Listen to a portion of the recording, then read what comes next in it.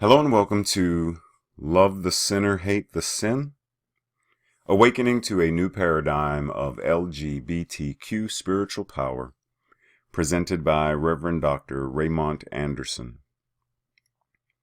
The reason this presentation is being made available is because over the past several months, I've been getting quite a few requests for my specific point of view or my specific take on several of the things that have been showing up in the news and media surrounding hate crimes, homophobia, heterosexism, legislation being passed that denies or discriminates against members of the LGBTQ community, and simply my thought about the statement, love the sinner, hate the sin, and what this all means specifically in reference to Christianity and the Bible.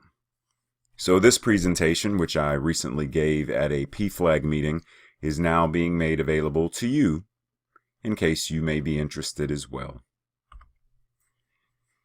One of the most important things that I notice when people are asking this question about what does it mean to love the sinner, hate the sin, or what is the position of LGBTQ individuals and their place in Christianity and other religions as well, but within Christianity,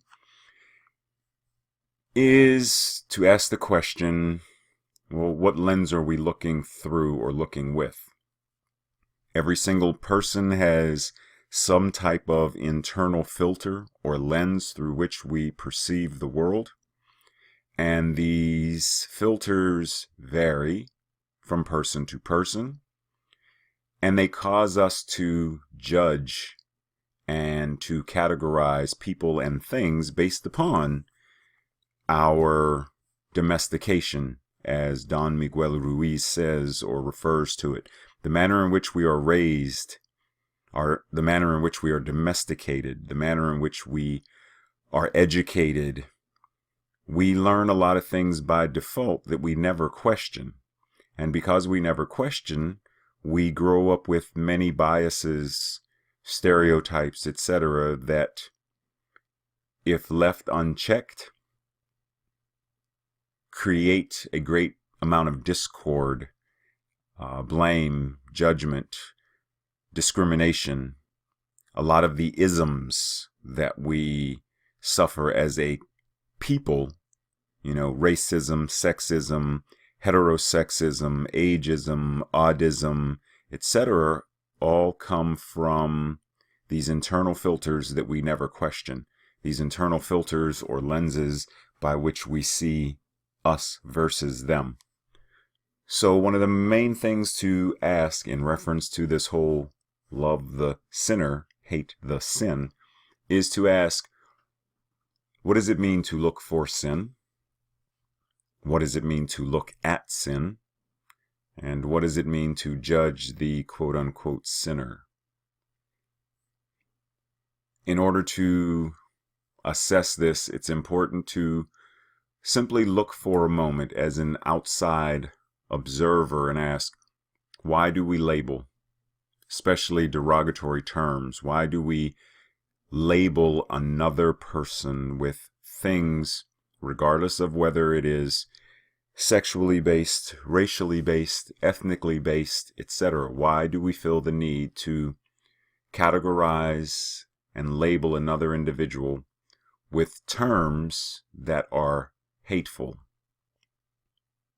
Why do we feel the need to point fingers at and bully or harass another individual simply because of how they look or how they dress, how they speak, where they live, who their parents are, etc.? Why do we feel the need to take signs and protest in ways that further place the venom or poison of hatred into the minds and hearts of others? Because it's never about the one who's being labeled, the one who's being bullied, the one who is being protested, per se, when it comes to protests such as those done by the Westboro Baptist Church. It's never about the protest in terms of who's being protested. You know, the person whose funeral it is. It's never about them. It's always about the protester.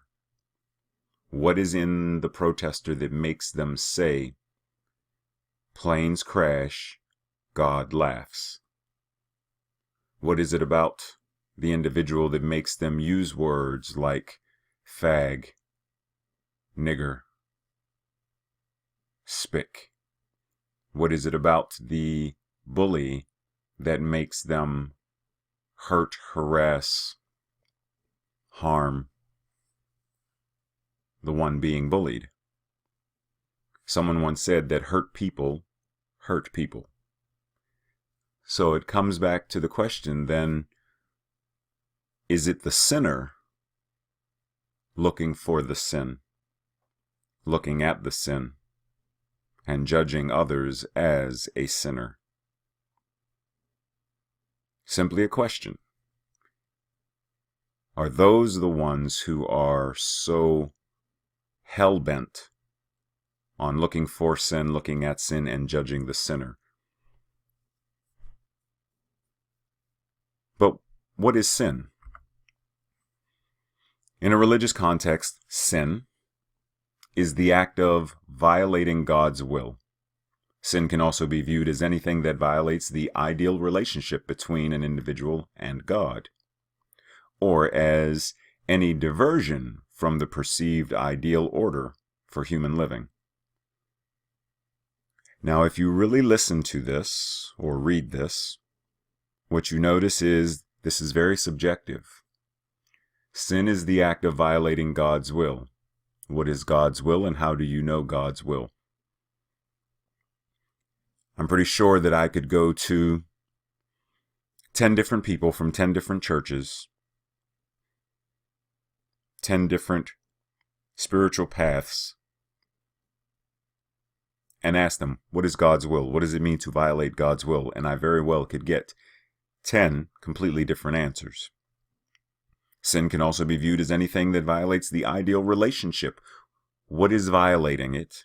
And what is this ideal relationship? How do you know what this ideal relationship is? And what is this perceived ideal order for human living? Who's doing the perceiving? Who created this perception? And what, once again, is this ideal order based upon? All of this is very subjective. It's not like going to the store and purchasing a new computer and you reach in the box and pull out the instruction manual, and what you notice is the instructions come in a variety of different languages, be that French, Spanish, Russian, German, Chinese, Japanese, English. And what you notice from each of these languages is they are very objective. Take this cord and plug it in here. Take this cord and plug it into your outlet for power. Push this button and your system will come on, etc., etc. There is nothing that is subjective that makes you think, well, if you're a man between the ages of 20 and 30, then this plug goes here. But if you're a woman and you happen to be on your period, then your power cord needs to go here, but you can't do it while you're still on your period because the computer simply isn't meant for you to use during this period. Very subjective. But instructions, an instruction manual is not subjective. It is objective. So why are our spiritual texts, since many claim that it is God's will, written by the hand of God, interpreted by men, or dictated by God to men who wrote it, inspired word of God, then why are these instructions not definitive and objective? Why do we have so many different translations of? Because human nature, being subjective, we change things.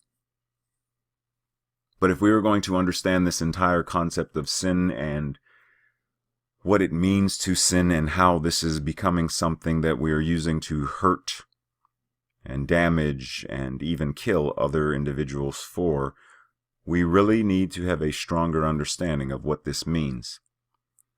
We really need to have this clarified in terms of what is the etymology of sin, what is God's will, what does it mean to violate God's will, what does it mean to be in relationship with God as an individual, and what is this ideal order for human living? How do we ascertain any of this or all of this? So first and foremost, the etymology of sin has been linked to a military term or military reference, specifically referencing archery, meaning to miss the mark. So if you're in battle and you raise your bow and you let loose your arrow to strike down your opponent and you miss, chances are your opponent will then strike you down. So if you miss your mark, you miss your enemy, you're going to reap the consequence, meaning you're going to be killed. This is why we have the term in Scripture, the phrase that says, "For the wages of sin is death." For the one who misses the mark, the consequence is death. For the one who fires the arrow and misses the target, death is what follows. But because what we know is the Bible and many other sacred scriptures, regardless of what they are written in parable and prose, written in artistic and symbolic meanings. So for us to take this literally, it's important for us to understand the origin of the term. But because sin today is not referenced in this way as a military term, sin has become a great plethora of things ranging from laziness to greed to jealousy to violence, murder, watching pornography,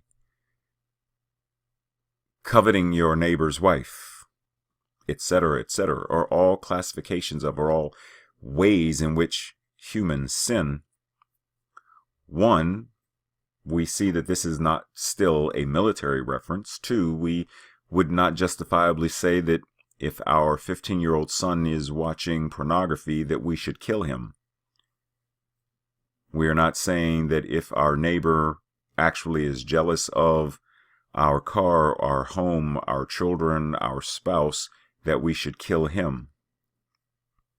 Because we understand that this is not an applicable term in that way. And even when we reference, well, the wages of sin is death, meaning your eternal death. Okay, well, once again, it's a metaphysical or metaphorical reference, because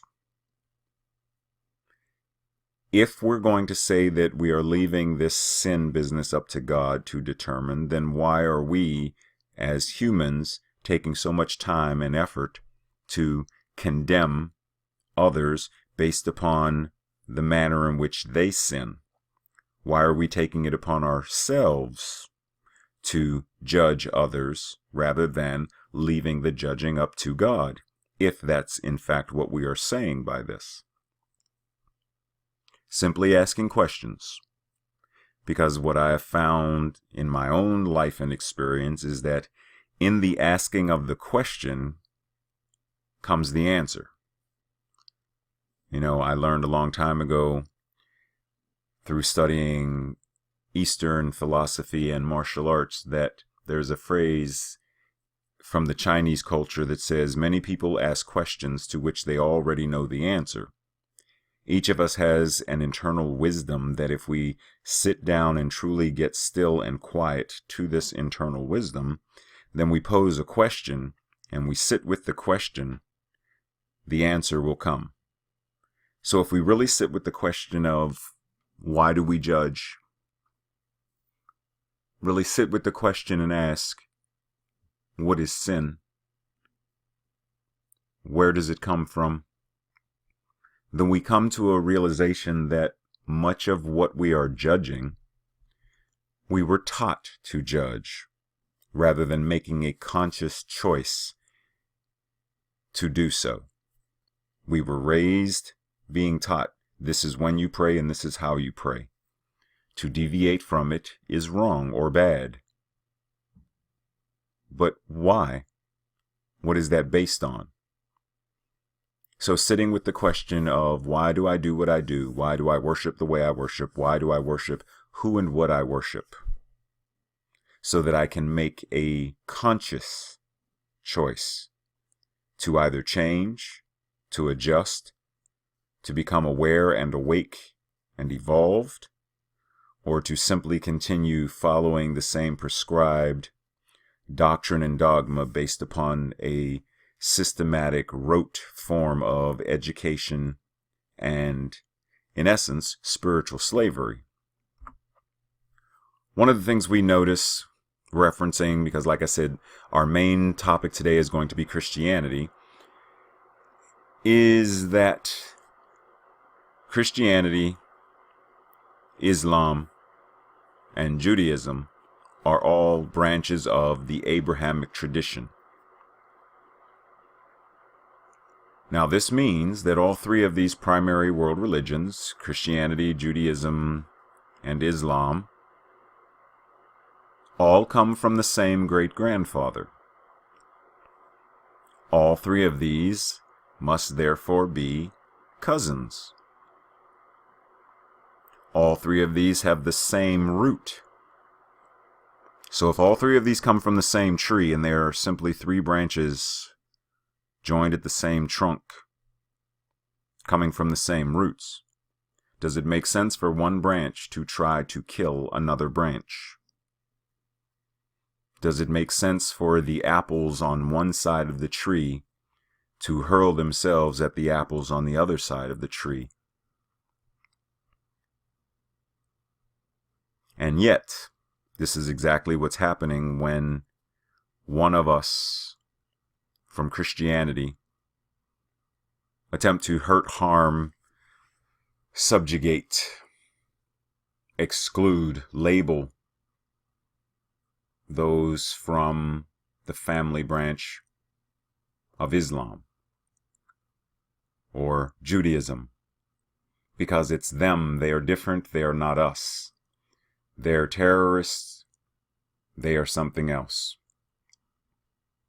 They are old-fashioned. They aren't following the will of God.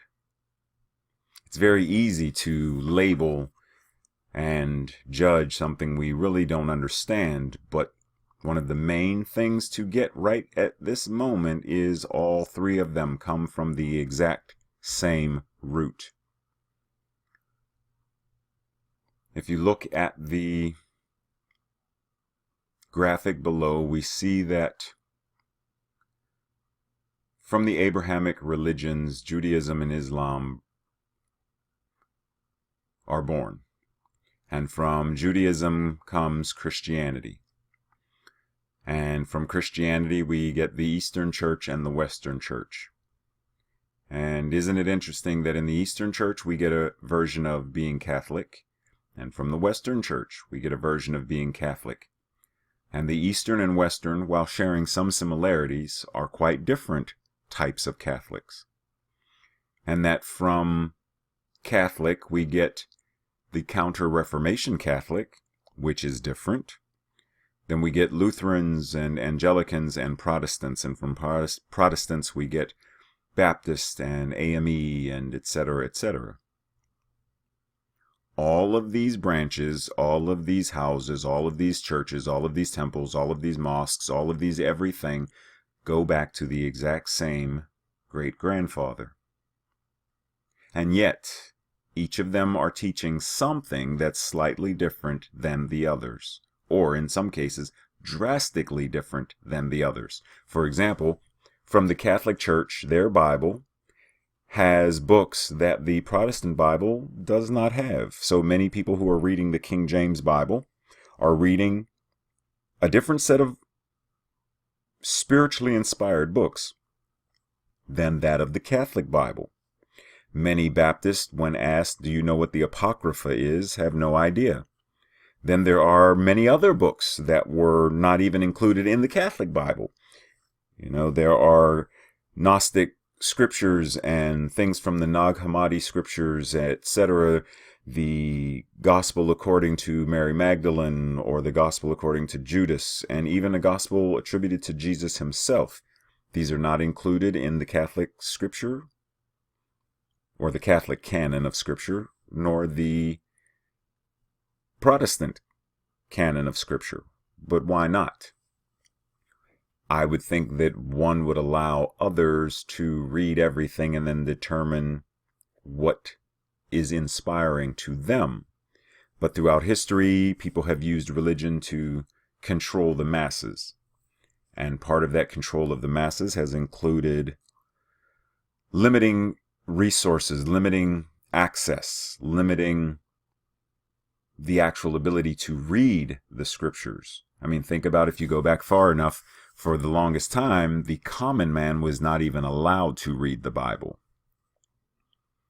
The Pope, the priest, the monks, etc., were the ones responsible for interpreting and disseminating and teaching what Scripture said. The common man was not permitted to read the Bible.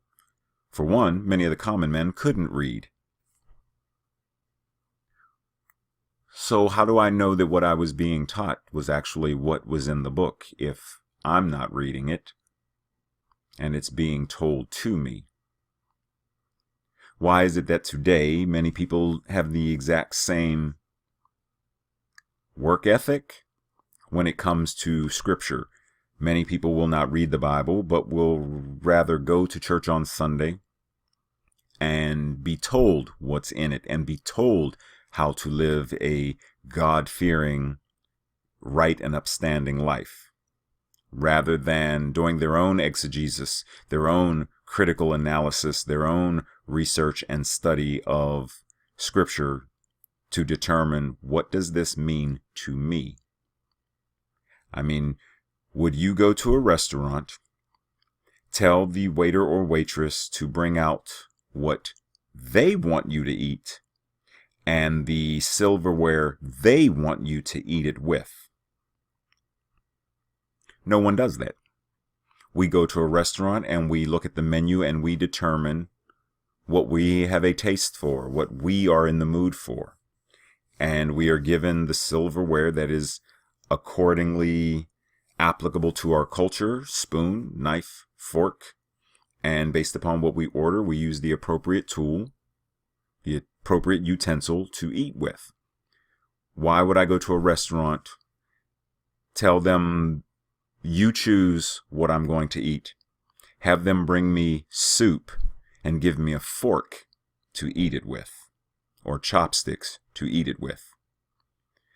But many of us are doing that exact same thing with our religious or spiritual path. We are going places and having someone else determine what we eat and how we eat it. That is not the most effective or healthy way in which to live and move and have your being as an enlightened, awakened, or aware individual. So let's ask, why do we do that? But moving forward through the lens of the Abrahamic traditions,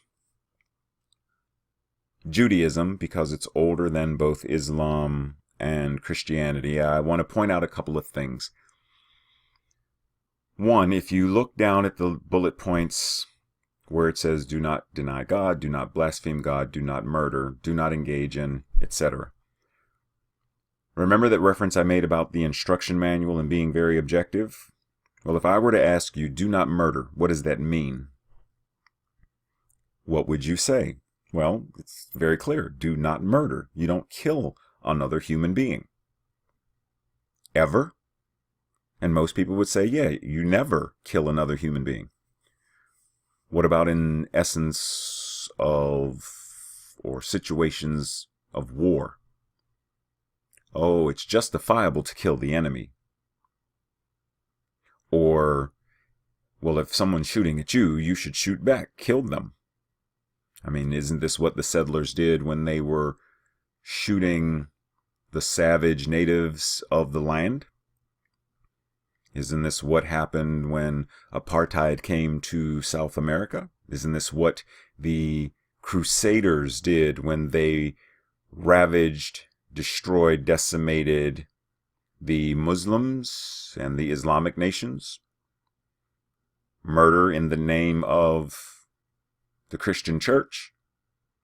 Well, because the church sanctioned it, it doesn't count as murder, and you're killing heathens, so they don't count. You're killing Negroes, so it doesn't count. You're killing savage natives, so it doesn't count as murder. That's different. Based on what, though? Who says it's different?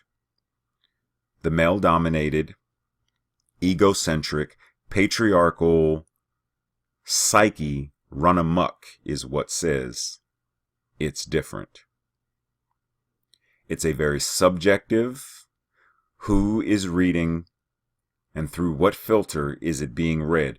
If it's being read through the filter of an older white male, then anything that is not of that filter is different, and in many times, many cases, is less than. So it's easier for me to kill something I see as being less than. Why would it be easy for the Nazis to kill women and children? Because they did not see the women and children. Oftentimes, they didn't see these women and children as being human. The Jews were not human to them. They were the problem, and we have Hitler's great solution, and that means to eradicate them. They are a blight. So it's easy to do harm to another human when you do not see them as being human. Do not engage in incest. Well, if I were to ask you what is incest, what would you say? Would you say that it's having sexual intercourse with your mother or father? Would you say that incest includes having sex with your siblings? What about sex with your cousins? Well, what if it's your first cousin versus a third cousin? Is that still incest? Because I ask, because there was this man named Noah, and it was Noah and his wife, 3 daughters and 3 sons. And when all of the rest of humanity was wiped out due to the flood, there were these 8 people left. And these 8 people repopulated enough of a society to then repopulate the world. Based upon the time it takes to have a baby, and for that child to grow to an age of maturity to then have a child themselves, one would venture to say that at some point, some cousin, some sibling, some aunt, uncle, somebody was committing what many would refer to as incest. But was it? Or was it a different type of incest in the same way that this is a different type of murder? Well, what about these others? I mean, you have incest, which is a form of sex. You have adultery, which is a form of sex. You have pederasty, which is a form of sex. Bestiality, well, that's clearly sex with animals, so we're not going to talk about that one right now. And then you have homosexuality. Incest, adultery, pederasty, homosexuality. If the objective instruction is you should not have immoral sex, then why not classify exactly what that means versus having different terms for different types of sex in a way that it becomes very ambiguous as to what we mean. And I'm going to get more into this later because some of this gets very fuzzy around the edges as we move forward. Do not eat of a live animal. At what point is the animal no longer alive? Or at what point, or does it matter, why we don't eat of a live animal. I mean, many people are going to say, well, of course you don't eat a live animal. I mean, it has to be killed and, cooked or whatever. But the main thing is you have to understand the culture from which these laws have sprung. You have to understand the people that practice these laws and why they were so determined and disciplined to practice these particular laws. And then later, the 10 Commandments which came. Honor thy father and thy mother. Like, why is this one of God's commandments, one of the laws by which we are supposed to follow? So it's important for believers to say, well, I would like to know what the culture was that followed these. I would like to know why culturally and ethnically, why as a community, these were the laws that they practiced. Because by knowing this, it informs who and what we are today, rather than simply following these laws, following these traditions by rote. Especially since we, Christians, are not Jews, and yet we still abide by the Jewish law. But why? If you're Christian and you identify Judaism as something different, and you identify Islam as something different, being Muslim is different, and yet these three traditions follow these same laws to some degree, but we never question or ask why. Why do we follow them? And yet dismiss certain other things of these cousin religions that exist. So, like I said, since our focus is Christianity, right at this moment, I'm not going to address Judaism or Islam in depth, but feel free to read further these references about them, just so you get a better or deeper understanding that there are similarities. I mean, just referencing this one, many times in Christianity, you will hear people say things like, the devil made me do it. Well, the last sentence in the upper paragraph, it says, it is believed that the Iblis, or the devil, has a significant role in tempting humankind towards sin. Well, that's a belief in Islam, which is a belief in Christianity. It is believed that the devil tempts, urges humankind to commit sin. That's a very similar belief in both of them. But we see Islam as being so radically different, so wrong, so evil, so bad, that we justify going to war with terrorism, blanketly referring to all people who are practicing Muslims as terrorists, when that is ludicrous, it is nonsense, and it is dangerous to the whole of mankind to harbor that kind of or that level of disdain and hatred toward another person when you do not know what or why you are truly hating. So in Christianity, let's talk about this whole concept of original sin, which is the second bullet point from the bottom.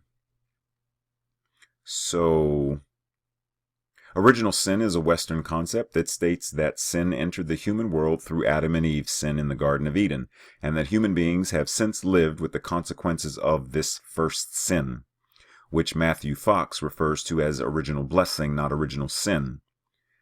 His basic stance is that original sin was introduced later as a way for the church to control the minds of the Christian populace. By instilling fear into their psyche, it was easier for the church to control them. It was easier for the church to do a great many things by holding the threat of hell or purgatory over people's heads. This is why the concept of buying indulgences in the Catholic tradition was so big. People believed that they could buy their way out of. By giving the church a certain amount of money, you were allotted freedom from purgatory. You could buy a relative out of purgatory, in essence. But we don't question. We also don't question today. Generally, we don't question, well, what is the difference between a mortal sin and a venial sin? And why this distinction? And why do I today, in this day and age, not question the etymology, the origin, the actual tradition of this stuff? It's easy for us to simply and blindly follow what we've been told and taught, to hold up the lens and the filter of old domesticated traditions rather than assessing and asking, why? What do I really believe and why do I believe it? What does it mean for me today? It's interesting that I've spoken to a great many people who have no idea who Constantine is or what Emperor Constantine's role in the creation of Christianity was. They don't know about the Council of Nicaea. They don't know about how Constantine had the final say of what was included in the quote-unquote doctrine, the Nicene Creed, etc., that became the dogma of Christianity. They have no idea that this man, Emperor Constantine, a pagan who believed in Zeus and Hera, Mars, Hephaestus, etc., was the one who determined what was in and what was not in the original foundation of what became Christianity. They are unaware that when these various religious leaders of these various sects of belief about was Jesus divine, was Jesus human, was Jesus both divine and human, was he fully man and fully God, when all of these individuals came together to discuss and debate what we were going to determine and decide was the foundation of Christianity, there was a point where they came to him, Constantine, and God was genderless, and Constantine was not having it. Constantine was a man and understood Zeus and understood the power of Zeus and the fear of Zeus, and said that if there is a God and whatnot, then it must be masculine. It must be a he. It must be a father. There is no way that God, the creator of all that is, could ever possibly be, one, female or feminine. God forbid. And there's no way that it could have no gender. And yet we understand and know that God is spirit. How does a spirit have a gender? How does something that is beyond gender get labeled with a gender? It's not even God the Father and Mother, like this divine yin and yang, but it is God the Father, period. That's it. Why? Why is that so absolute?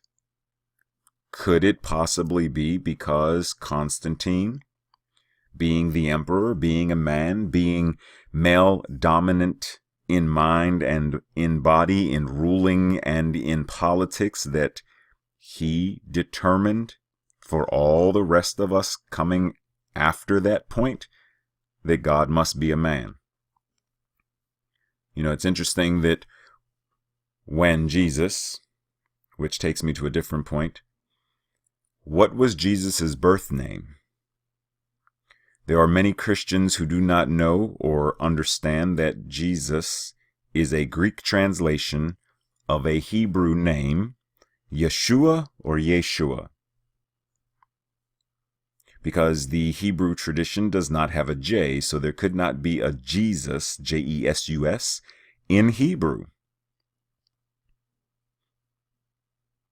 That's why Jehovah is a translation of the Hebrew name or unspoken name of God, Yod-He-Vav-He.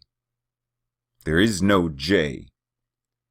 Yahweh became Jehovah. Yeshua or Yeshua became Jesus. But why do many Christians not refer to this man by his birth name? If you were going to base your entire life on the teachings and lessons of this man, 1, I would think that you would want to know his birth name. 2, you would call him by his birth name. 3, you would begin to question, 1, why do many of us not know this? Why do many of us not use it? And why are so many people so quick to say, it really doesn't matter what you call him. It's still his name. So if your name on your birth certificate is Michael and you get introduced to someone else as Miguel, and then that person introduces you to someone else and says, oh, well, his name is Miguel, and then someone else says, oh, I thought his name was Michael, and then someone else says, it really doesn't matter, his name's Miguel. Does your name matter to you? Does your birth name matter to you? Or does it not matter what people call you, as long as it's some reference or translation of your name, whether it's Miguel or Mike, Mikey? It still means the same thing, right? Or have we, in our complacency, become okay with settling for some level of dumbing down simply because it's how we were taught or trained? Just questions. So generally from the Judeo-Christian Bible, we have 8 references that are used to condemn, hurt, harm, even murder, to craft and create legislation that discriminates against, etc., people from the LGBTQ community. And these 8 references have 2 that refer to rape, 3 that refer to intercourse between men, 1 that refers to intercourse between women, 1 refers to prostitution and possibly pederasty, and 1 that is general in nature. And we're going to talk more about this as we get to each one. But let's go back to this word, homosexual, because in English, the word homosexual was first used in 1892. In the English translation of Kraft-Ebig's Psychopathia Sexualis, a German reference work on sexual perversions, 1892. Why is that important? Because the word or term homosexual, homosexuality, was not in the Bible, nor was it in the Quran or the Torah, etc. It did not exist in this time period. It did not exist until 1892.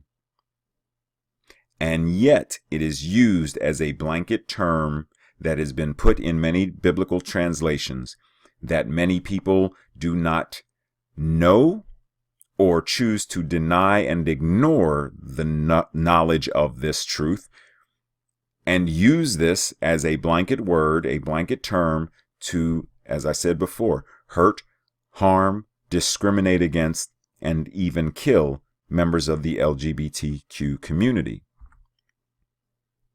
So keep that in mind. This word, homosexuality, did not exist. Now let's move forward. 2 of the passages refer to rape. Judges and Genesis. Judges. While they were enjoying themselves, some of the wicked men of the city, which many people have said wicked men translates as the homosexual men, the gay men of the city, surrounded the house, pounding on the door. They shouted to the old man who owned the house, "Bring out the man who came to your house so we can have sex with him." So they were going to gang rape this man. Many people refer to this story as being mirrored in Genesis when the men of the village, the town, called to Lot and said, "Where are the men who came to you tonight? Bring them out to us so that we can have sex with them."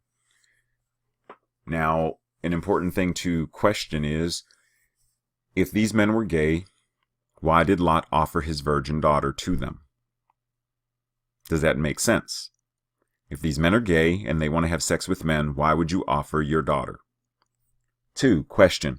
What father offers his daughter to a group of men who are angry and want to rape someone? What culture is this coming from, and why is this so important? Why is this the appropriate response? 1. Culturally, the women were not important, were not significant. They were property. The father owned the daughter until he gave her away, gave her hand in marriage to her husband, at which point she became the property of her husband. So it's easy for a father, per se, to offer his daughter to pacify or satisfy the needs of these men, even though if they were gay, they would not have been interested in her. That's 1. 2, these men wanted to rape, to dominate these guests, to basically show them who was the boss, not to have, quote unquote, sex with them. They were using sex as a weapon, the same way many soldiers, pirates, warriors have done in many cultures throughout all of time. The men would come to a village, find the strongest men, beat them into submission, rape them to, in essence, it's where we get the term, you were punked, to cause them to become like women, property, to be used, because once again, many cultures, the woman was not seen as her own being. She was seen as being the property of the man. So this culture here, hospitality, being more hospitable to your guest, was more important than honoring the safety and protection of your own daughter. Interesting. Would we do that today? Is that what we're supposed to do today? You know, later on in the Bible, it says if someone comes to take your this, give them that as well. If someone strikes you on this cheek, offer your other cheek as well. You know, they want your shirt, give them your cloak as well. They want $10, give them 100 as well. Give them your credit cards as well. Don't resist, give it all away. Is this the Christian thing to do? Is that what we're supposed to do? Someone comes to hurt you, and you, 1, let them hurt you because they slapped you on the left cheek. 2, let them hurt you more by offering them the right cheek. Or is this a symbolic, metaphoric, metaphysical reference versus a literal one? Just questions. 3 of the references refer to intercourse between men. Leviticus, you shall not give any of your offspring to offer them to Molech. Who is Molech? How many Christians know who Molech is? Why is Molech being referenced here? Nor shall you profane the name of your God. I am the Lord. You shall not lie with a man as one lies with a female. It is an abomination. It is an abomination for a man to lie with another man as one would lie with a female, because a female is less than. So for a man to lie with another man as one would lie with a female means that this other man is taking on the effeminate role of a woman, the lower role of a woman, the role of property, the role of insignificance. So it's an abomination for this man to give up his natural place, his natural role, his natural state of being a man. And to do this, it is an abomination. Leviticus 20:13, if a man has sexual relations with a man as one does with a woman, both of them have done what is detestable. They are to be put to death. Their blood will be on their own heads. Same thing. It's back to what one does with a woman. It is improper for a man to do with another man what one would do with a woman.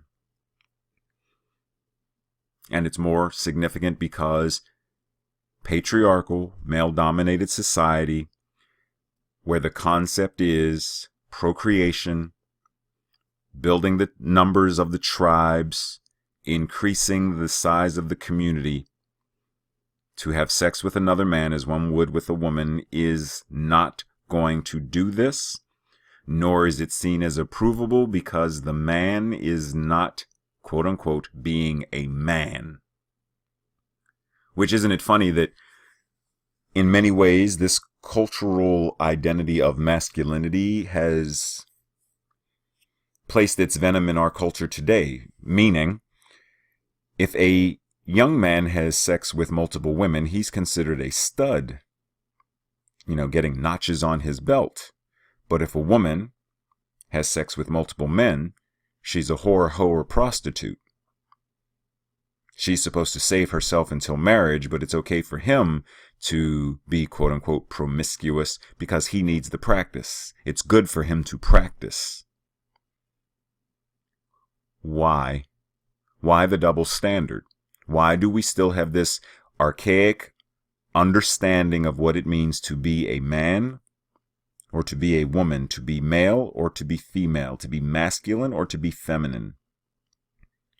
We have been very well trained in the art of judging, condemning, isolating, that a vast majority of it, all of the isms that we have come from this venom, this poison, this archaic system. Racism, sexism, heterosexism, oddism, ageism, etc., etc., etc., all come from this idea of someone being better than someone else. This color is better than that color. This gender is better than that gender. This dollar amount is better than that dollar amount. This part of the city is better than that part of the city. This country is better than that country. It all comes from this archaic, male-dominated ego run amok.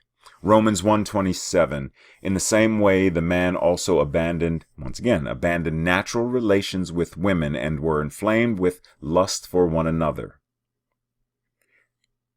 Think about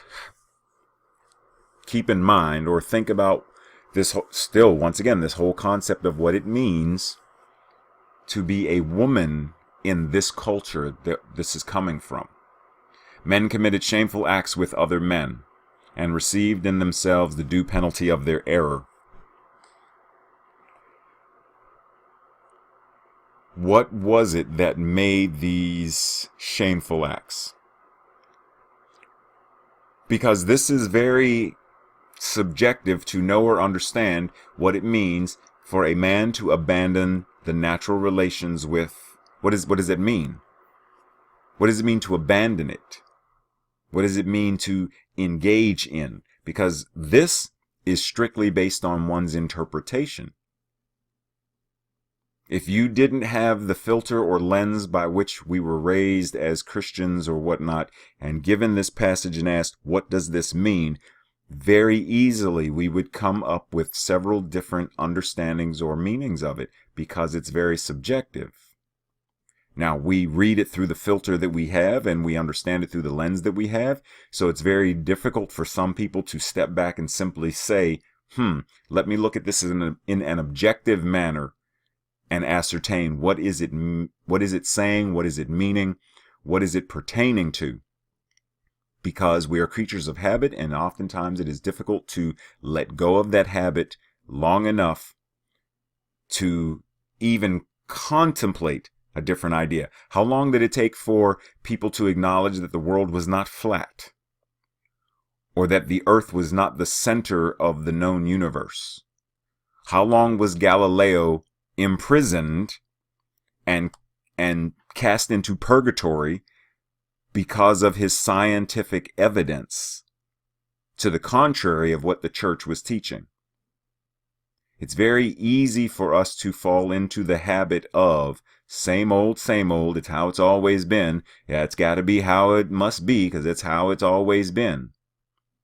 But that doesn't make it right.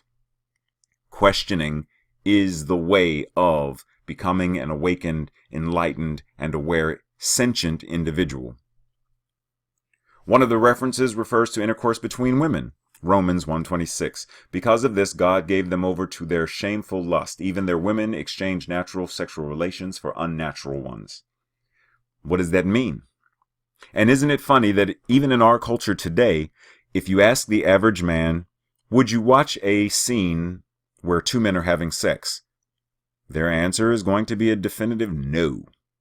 And they might put a couple of colorful words with it. Oh, no. Beep, beep, no. Oh, beep, beep, no. No, no, no, no, no. But ask the same men, well, would you watch two women having sex? Oh, heck yeah. Would you get involved in a threesome if another man was in? No. But would you get involved in a threesome if it was you and two women? Yes. Why? Why the double standard? Once again, the male-dominated ego. This patriarchal concept run amok has impregnated itself into the minds and psyches of men with this overbloated concept of what masculinity means, to the degree that it's okay for us to have this hypocritical double standard of what it means to be a man. Like I said before, the man can have multiple sex partners, the woman can't. The man can watch or be involved with two women having sex, but not men. This is a double standard and is hypocritical, but it's based upon this archaic concept of what masculinity means. One refers to prostitution and possibly pederasty. 1 Corinthians 6:9-10. Or do you not know that the unrighteous will not inherit the kingdom of God? Do not be deceived, neither fornicators, nor idolaters, nor adulterers, nor effeminate, nor homosexuals, nor thieves, nor the covetous, nor drunkards, nor revilers, nor swindlers will inherit the kingdom of earth. So let's backtrack for a hot second. 1. Pederasty, the sexual activity that involves a man and a boy, which was a common Greek and some would say also a Roman practice. This is where the concept of pedophilia comes from. So just as a reference point. So here we have neither fornicators. What's a fornicator? Someone who has sex. Nor adulterers. What's an adulterer? Someone who has sex outside of marriage. Nor homosexuals. But didn't we already establish that that word homosexual didn't exist at this time? So if homosexual doesn't exist, then what does that mean? Okay, so fornicator. Well, what determines a fornicator versus an adulterer? Well, fornication, many would say, and this varies from person to person, but fornication is you're not married, they're not married, you're having sex. Adulterer is one or both of you are married and you're having sex. Homosexual is you're a man, I'm a man, we're having sex. You're a woman, I'm a woman, we're having sex. Okay, it's interesting. Effeminate, what is that? I've found that many biblical scholars or historians say that effeminate specifically referenced eunuchs, because they would classify the eunuch as being effeminate because they did not have male genitalia. It did not necessarily mean what we classify as one who is effeminate, meaning you act in a effeminate or female, stereotypical female manner. A man or a boy who cries. You're being effeminate. You're being female-like. It is a female quality to cry. Don't be effeminate. A manly man plays sports, not jump rope or hopscotch. A manly man plays with G.I. Joe, or manly boy plays with G.I. Joe, not Barbie. That's not what you do. Boys are rough and tumble. Boys are blue, girls are pink. Once again, these stereotypes have impregnated themselves into the psyche of humanity, and they are based upon old, outdated, archaic systems of a male-dominated ego run amok. So it's important for us to go back and look at this and say, well, if this word homosexual didn't exist here, what word was in its place? And we're going to get to that. And why are they saying all of these individual things, and why are they so significant that they're mentioning them? One is general in nature, 1 Timothy 1, 8 through 10. And I'm going to jump down, and it says, for those who kill their fathers or mothers, for murderers, for the sexually immoral, for those practicing homosexuality, which once again doesn't exist at this time, for slave traders and liars and perjurers, and for whoever else is contrary to the sound doctrine. Whoa, wait. This law is made not for the righteous, but for the lawbreakers and the rebels, the ungodly and sinful, the unholy and irreligious, for those who kill their fathers or mothers, for murderers. But once again, what classifies as a murderer? Are we talking about the soldier who kills? Do they fall under this? Does the police officer who kills someone fall under this, even if it is in self-defense? Does the person who defends themselves against a home invasion, who killed the invader, fall under this?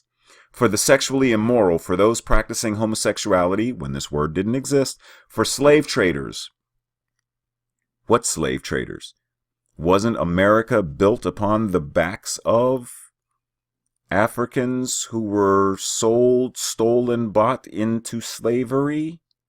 So this country, America, was founded upon lawbreakers and rebels, the ungodly and sinful, the unholy and irreligious, because these are people who traded slaves? Oh, but no, that's different. African Americans or Africans weren't really human, so it's okay for, it's okay for apartheid. It's okay to turn these people into slaves because these people are only partially people. They're not really people to the degree that the slave owner is a person. So it's okay for us to, hang them, whip them, castrate them. It's okay because they're our property. So this form of slave trading is different. And then lastly, whatever else is contrary to the sound doctrine. So whatever else is contrary to it, even though it's not clearly delineated. So these two words, malakos and arsenokoites, are what we blanketly cover as homosexual. But these words are more specifically used for temple prostitution, idol worship, rape, sex out of servitude. Temple prostitution, idol worship, rape, sex out of servitude. For the sexually immature, for the sexually immoral, for those practicing rape.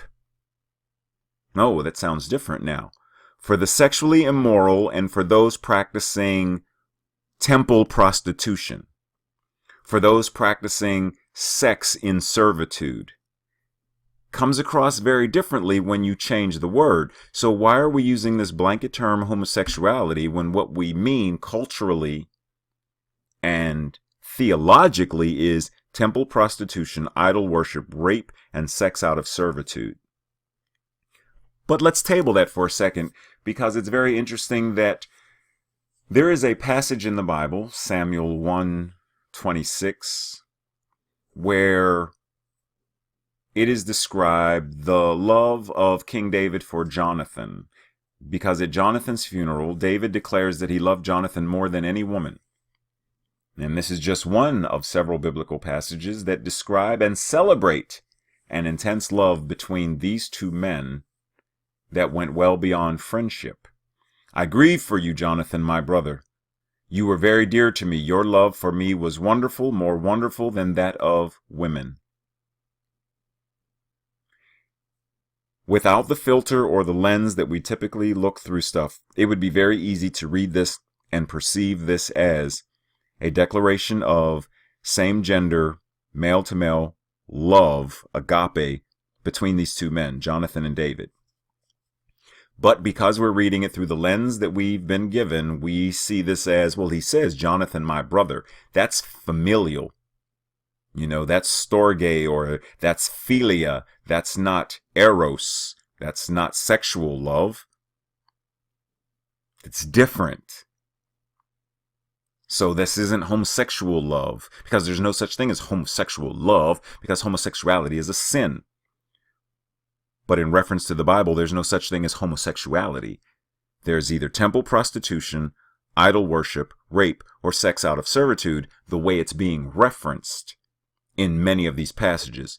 If we're going to talk about what homosexual means, then it may be more appropriate to apply it to this passage between David and Jonathan. Possibly. And question, just is it possible that David and Jonathan were homosexual? Is it possible that they were bisexual? Is it possible that this passage is actually referring to two gay men who loved one another? Is it possible? And if you say no, it is not possible, then I would ask, what are you basing that on? What scriptural reference, what historical reference, what scholarly evidence are you saying or basing this upon that it is not possible? Keep in mind, even in a court system, you are asked beyond a reasonable doubt to prove your case. Can you prove this beyond a reasonable doubt that this is not a possibility? Now, like I said, we're not really talking about Judaism, but I do want to reference that in the Torah, it mentions homosexuality. Once again, that word doesn't exist. So it's mentioning sex between two individuals of the same gender twice. Once again, Leviticus, but keeping in mind, Leviticus people cherry pick. Homosexuality is bad, but eating shrimp is okay. Eating lobster is okay. Eating pork is okay. Getting piercings is okay. Having tattoos or scarification is okay, but homosexuality isn't. Touching the dead flesh of a pig via football is okay, because clearly we got to have football. However, this one thing in this list of things, we cherry pick and determine that this one thing is different. It's different. Based on what? Based upon this male-dominated ego run amok. That's what determines that this one thing is different than these other things. If you go further down, Deuteronomy 23:17 tells the followers, "None of the daughters of Israel shall be a Kadeshah, nor shall any of the sons of Israel be a Kadesh." Okay? Now, we reference this meaning homosexual.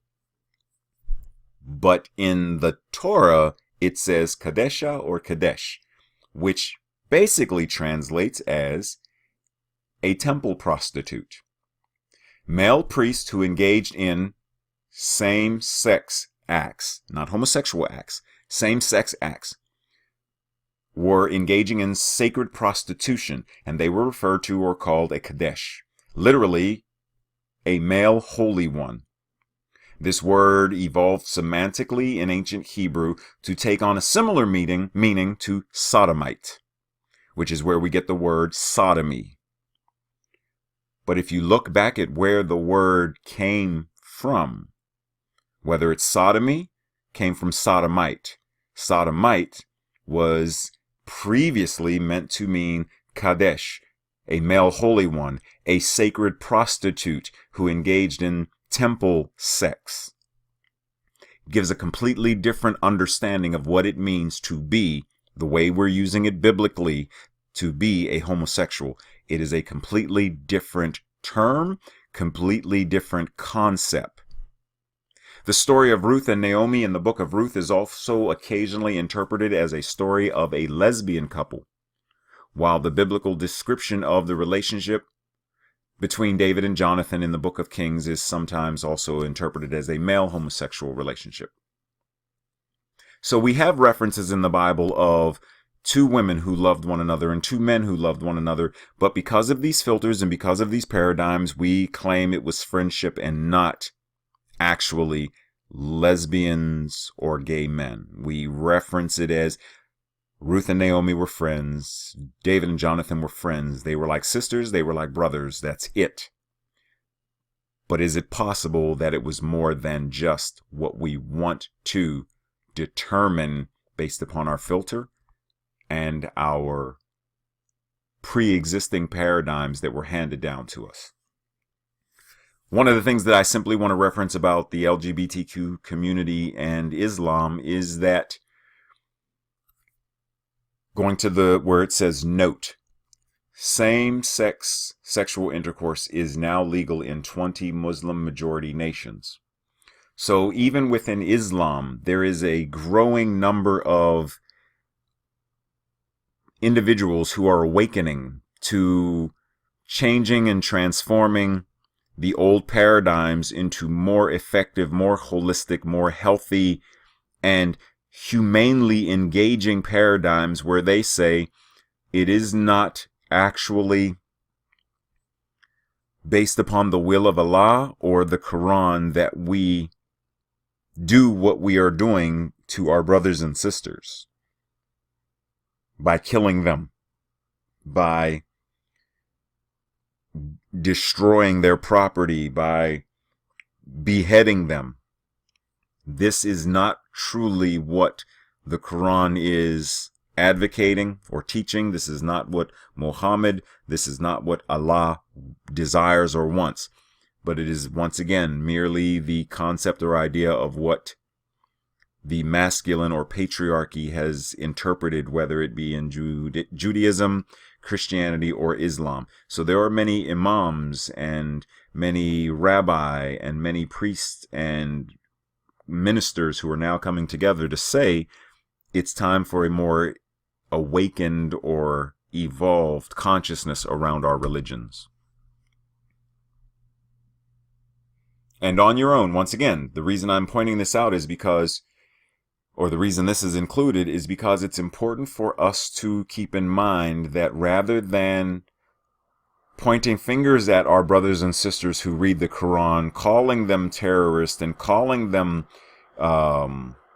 savages and calling them pagans or whatever, that they are our cousins. They stem from the exact same great-grandfather, being Abraham. So rather than condemn them, rather than do what one of our presidential candidates wants to do and, label them or shut down mosques, etc., is to understand that they are not any different from us as humans, and they're not really different from us theologically. There are certain things in there that vary and different, but because they come from the exact same great-grandfather, they and Christianity, they and Judaism, all three of us are very close cousins. So it's important for us to also understand that there are other spiritual traditions, and just to understand that this concept of sin does not necessarily exist in the same way with other traditions. Hinduism and Buddhism see sin more as the consequence or the building of negative karma or the reaping what one has sown per se. So if you do something that is not morally correct, you harm someone else, then you are creating negative karma, which is going to boomerang back, and at some point or another you have to rectify and deal with the consequences of your negative karma. But one can also build positive karma. So it's important to understand that it's a matter of whatever I sow, I'm reaping. This is karma, in plain and simple. If I plant an apple seed, I'm going to get an apple tree. Whatever it is that I plant is what I get back. If I do good to others, I get good back. If I do bad to others, I get bad back. Simply giving and giving the same energy. But one thing that is of worthy mention, in the Japanese culture, the samurai, the warriors of Japan, held gay love in high esteem, and they encouraged it. Gay love and relationships were considered beneficial for the youth, teaching the youth virtue, honesty, and an appreciation of beauty. Isn't it funny that their warriors, their soldiers, had a balanced concept of masculinity that gay love was not a threat to their culture, but rather something that they saw as being worthy of encouraging it and holding it in high esteem. Just an interesting bit of information for us to consider. Other traditions, whether it be paganism, shamanism, or New Thought, which is metaphysical spirituality, this entire concept of sin does not exist. In the Wiccan Rede, it says, and do no harm, or and it harm none, but and do no harm, that you receive no harm. So, and it harm none, do what ye will. So do whatever it is you're going to do, but don't harm anyone else. Very simple. Treat other people the way you want to be treated, the golden rule. New Thought metaphysics, there is no concept of sin. It's very similar to the reaping and sowing, the sowing and reaping. What you give out is what you get back. But there is the idea of missing the mark. You can aim for this certain kind of life, but you are going to occasionally stumble. But stumbling does not mean you've done something wrong. If you go out and ice skate or roller skate, are you going to fall when you're learning? Yes. Does your falling mean you are bad? No. Does it mean you're evil? No. It's part of the process of learning this skill. So to a certain degree, you expect to stumble. And you get back up and you do it again. And you get back up and you do it again. And as you gain mastery of the skill, your level of falling or stumbling reduces and reduces and reduces till maybe one day it doesn't happen at all. But there is no sin that causes you to be viewed or seen as evil or worthy of damnation. And an interesting note is in shamanism, specifically referencing the indigenous Americans or Native Americans, the idea of the two-spirit, which is a modern umbrella term used by some indigenous North Americans to describe gender-variant individuals in their communities. The term was adopted in 1990 as an indigenous lesbian and gay international gathering to encourage the replacement of the previous anthropological term Berdashe, which was used as a negative term. Two-spirit people were often the visionaries, the healers, the medicine people, the leaders, the gatekeepers of the community. The gay individual, the LGBTQ community person or people were the visionaries, the healers, the medicine people, the leaders, and the gatekeepers of the culture and society. These were the people that you went to for help, for guidance, for wisdom. These were not the people you went to stone to death, to behead, to burn houses and write "fags must die" on signs and protest. So why is it that many of the other cultures, spiritual practices, religious paths have open and affirming stances on LGBTQ, but the Abrahamic traditions don't? One main reason is these other traditions have a healthier balance between the masculine and the feminine, the divine masculine and the divine feminine. There's this very balanced Tao kind of yin and yang state of being where men in these other cultures very often are not threatened by, because that's ultimately what it boils down to. There is no threat of what the gay man may do.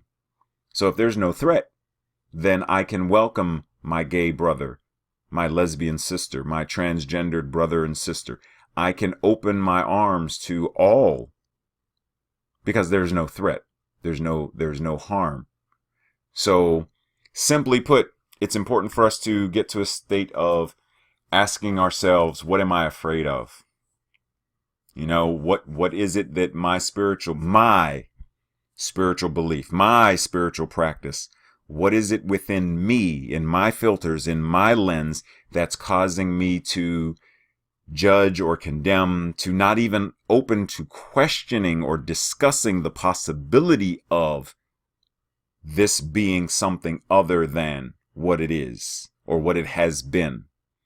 Allowing this religion or allowing my spiritual self, my spiritual practice, my spiritual path to evolve into something greater than what it's been. A message that was posted as a blog by Sarah Prager. Every lesbian, every LGBTQ person should be aware of this. Chances are you don't even know that you are holy or royal or magic, but you are. You are part of an adoptive family going back through every generation of human existence. Being so unique and powerful has sometimes made others afraid of us. They arrested and tortured and murdered us. We are still executed by governments and individuals today in societies where we were once accepted, accepted as important and equal members of society. They now tell us homosexuality is un-African, and there are no homosexuals in Iran. You and I know that these defensive comments are not true, but they still hurt. So when others gave us names like queer and dyke, we reclaimed them. When they said we were recruiting children, we said, I'm here to recruit you. When they put pink and black triangles on our uniforms in the concentration camps, we made them pride symbols. So what does this mean for you? What does this mean for any of us and for all of us? It means that for us to be an enlightened and awakened society, community, globe of humans who act humanely towards one another, that we must come to a place of understanding, come to a place of compassionate communication, compassionate service towards one another, because the harm that we do to another is being done to ourselves, because it's coming through us. I cannot spew poison to another person if that poison is not already within me. So what do we do to become more empowered as LGBTQ individuals? What do we do to be more empowered and stronger allies of our LGBTQ family, friends, and community? It starts with dialogue, open, honest dialogue, sitting at one table of brotherhood and sisterhood and saying, how may I serve? But I cannot serve if I'm serving through a paradigm of you're not worthy of being served. You're not worthy of my love. You're not worthy of my help because you are detestable and an abomination. So what in me needs to change?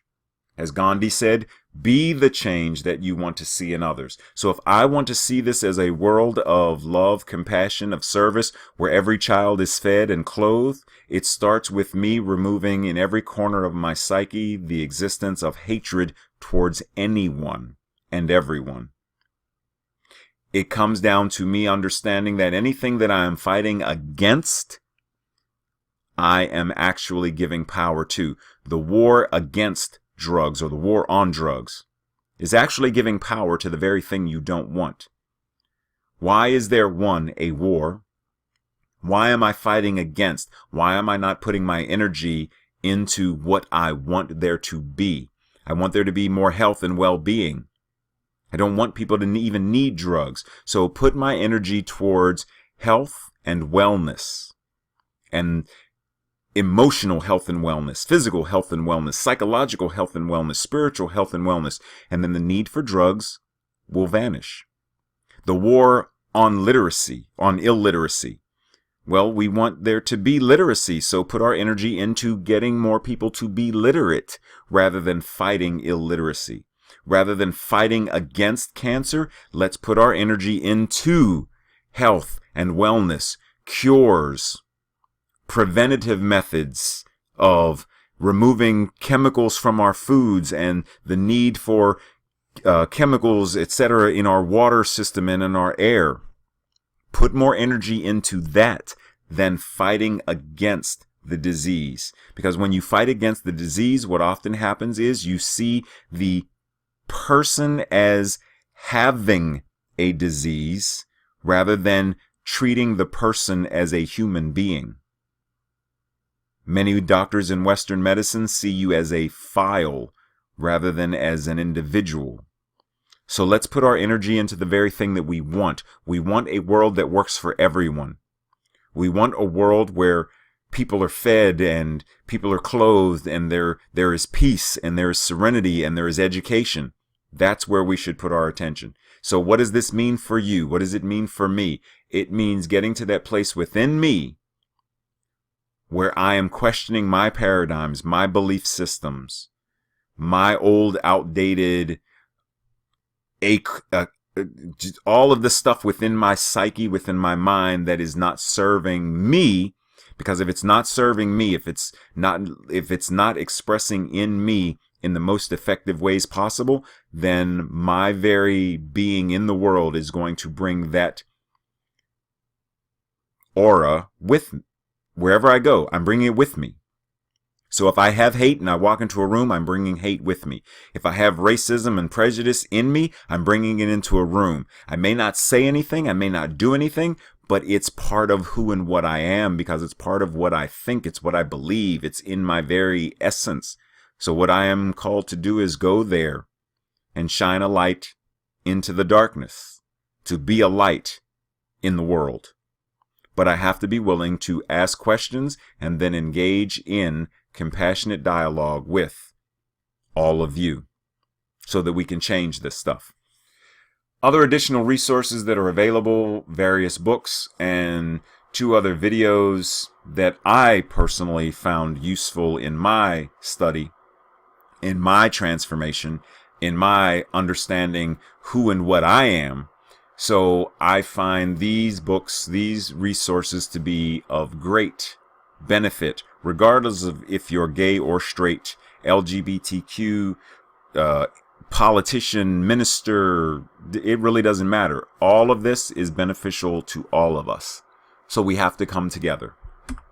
And lastly, you may be wondering, okay, well, who am I and what gives me the authority or the right to say anything that I'm saying? Well, just for the gist of, I'm an ordained Christian minister, ordained interfaith minister, ordained non-denominational New Thought minister, as well as being a licensed religious science practitioner. And if you ever want more information about me, you can go to either of these 2 websites, www.raymontanderson.com or www.clspfi.org, which the Center for Living the Sacred, Phoenix Fellowship and Institute is what that acronym stands for. And you can get more information there, as well as information about how to contact me if you have comments, questions, or concerns. So, let us begin. Let the debate begin. Let us come together under the umbrella of agape, because now is the time for us to evolve and awaken into the true beings, the spiritual beings, the divine beings that we innately are. Thank you for your time. Thank you for your attention. Shalom, Ashe, Namaste, Satnam. So mote it be, and so it is.